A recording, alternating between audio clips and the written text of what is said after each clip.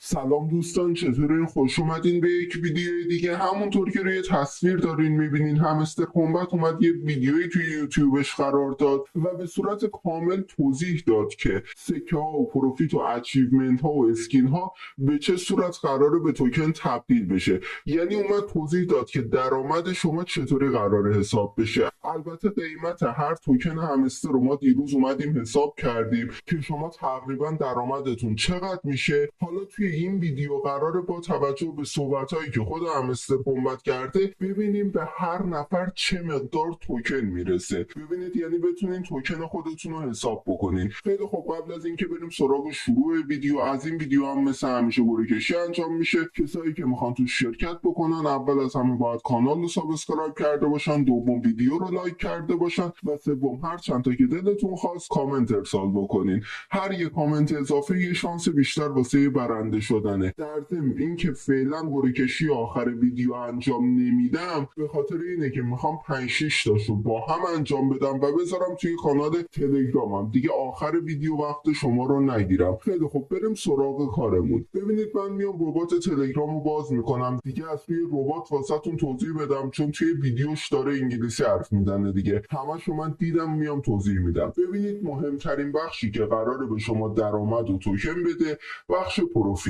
تقریبا 50% از درآمدی که به کل اکانت شما قراره برسه از بخش پروفیت حساب میشه. یعنی به عنوان مثال به شما 10,000 تا توکن قرار باشه برسه، از این 10,000 تا توکن 5,000 تا توکنش از طریق پروفیت شما حساب میشه. و یه نکته هم بهتون بگم، همستر کامبت راجع به سکه ها هیچ حرفی نزده. یعنی باز هم ما رو تو دوراهی گذاشته که آقا سکه ها رو نگه داریم یا تبدیلشون بکنیم به پروفیت. راجع به این مسئله من آخر ویدیو صحبت میکنم، ولی به صورت مستقیم اومده گفته که آقا 50% از درآمد هر کاربر از طریق پروفیت حساب میشه. پس شما تا جایی که میتونین سکه هاتون رو تموم نکنین ها. ببینید الان بهتون میگم سکه هاتون رو تموم نکنین تا آخر ویدیو که توضیح بدم. تا جایی که میتونین پروفیتتون رو افزایش بدین.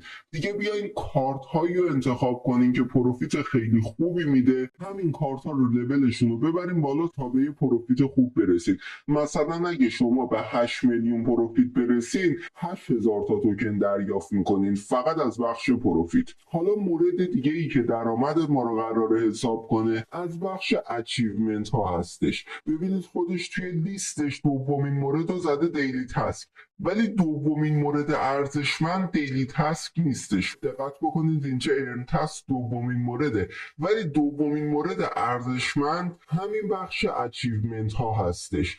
حالا بخش اچیومنت ها چطوری حساب میشه؟ من قبلا یه حدسی زده بودم واسه بخش اچیومنت ها، دقیقا همون حدس من درست در اومده. حالا از بخش اچیومنت ها به شما چطوری توکن پرداخت میکنه؟ ببینید توکن های بخش اچیومنت به این صورت پرداخت میشه. دقت بکنید اینجا یکم پیچیده است، یه موقع اشتباه برداشت نکنین منظورمو.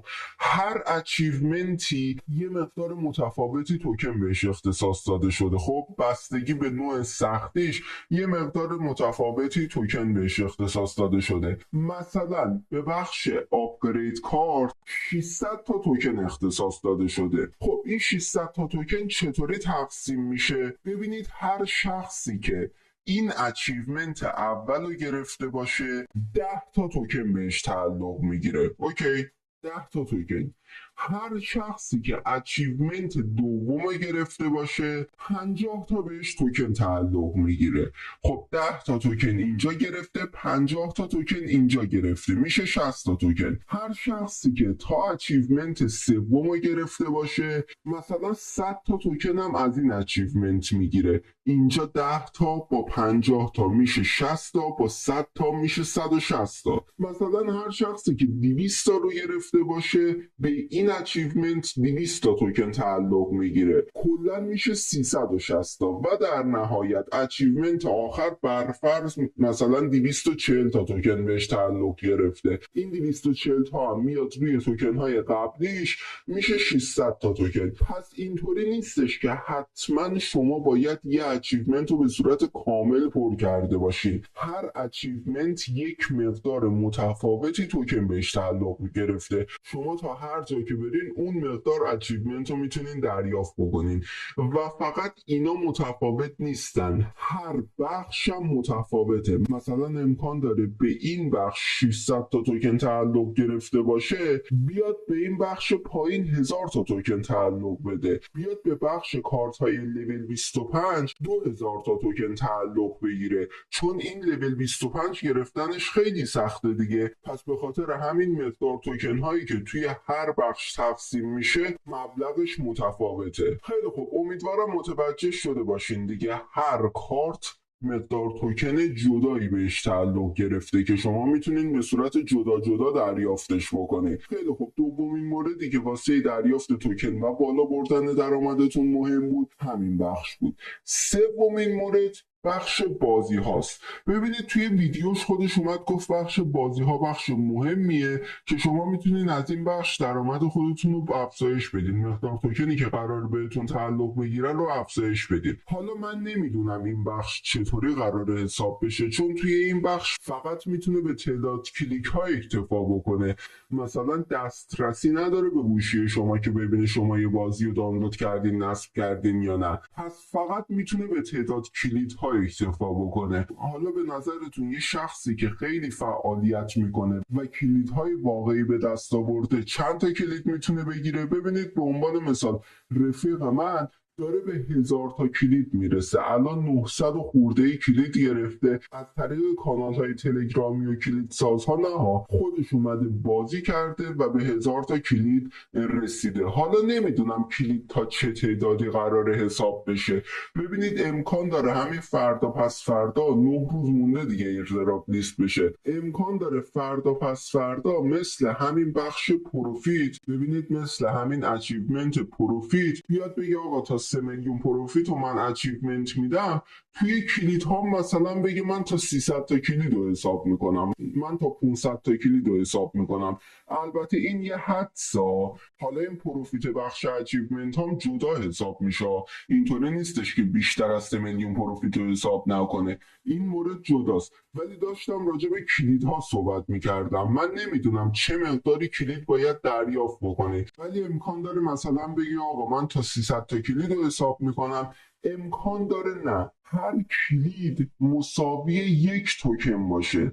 مثلا کسی که 100 تا کلید به دست آورده 100 تا توکن دریافت کنه، کسی مثل رفیق من که 1000 تا کلید به دست آورده 1000 تا توکن دریافت بکنه. این امکان هم وجود داره. حالا میگم من توی اکانت خودم هم زیاد بازی نکردم، توی اکانت هستیم اصلا به این کلیدا وقت ندادم، کلا 15 16 تا کلید دارم. خیلی خب، این سومین مورد مهم. مورد چهارم بخش دیلی تاسک ها یا تاسک ارنینگ، همین تاسک های روزانه دیگه که شما بیاین ویدیو یوتیوب ببینین، شما بیاین دیلی ریوارد ها رو به دست بیارین و تاسک های کد مرس روزانه و کمبو کارت ها رو دریافت بکنین. ببینید این تاسک های روزانه اهمیتشون از همه کمتره، نمیگم اهمیتی نداره، میگم نسبت به بقیه کارهایی که شما قراره بکنین اهمیت کمتری داره و کلا شاید به این بخش دیلی تاسک مثلا 300 تا 500 تا توکن تعلق بگیره و در نهایت تعداد روزهایی که شما توی همستر عضوین. ببینید اینجا ما یه اچیومنت داریم نوشته تلگرام سابسکریپشن، این تعداد روزهایی که شما توی همستر عضوین احتمال داره در ازای هر روزی که توی همستر عضو بودین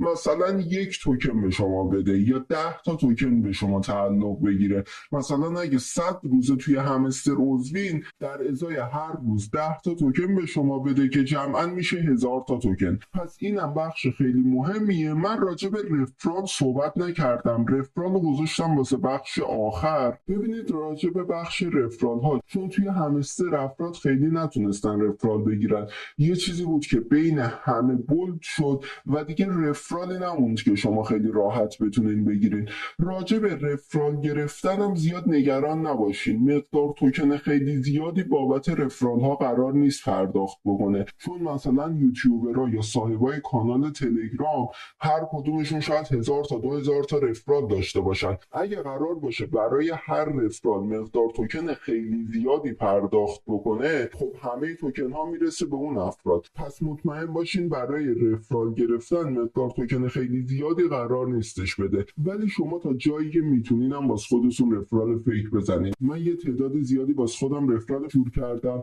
و هیچ اخطار و چیزی هم نگرفتم. حالا نمیدونم، اگه خواستین میتونین شما هم بزنین، اگه نخواستین نمیزنین. حالا تنها چیزی که توی این ربات مونده بخش سکه هاست. راجع به بخش سکه ها من توی ویدیوی بعدی قراره واسهتون صحبت بکنم و بهتون بگم درآمد سکه ها چطوری قراره حساب بشه و اینکه کی قراره سکه هاتون رو به پروفیت تبدیل بکنین یا قراره باشون چیکار بکنین. ببینید توی ویدیو بعدی هم که همین چند ساعت دیگه منتشر میکنم جواب سکه ها رو هم بهتون میگم. خیلی خوب دوستان، تمام صحبت هایی که همستر کرده بود همین بود دیگه، چیزی نمونده. فقط اگه میخواین توی گروه کشی این ویدیو شرکت کنین، سابسکرایب و لایک و کامنت یادتون نره. هر چقدر کامنت بیشتری بذارین شانس بیشتری داره.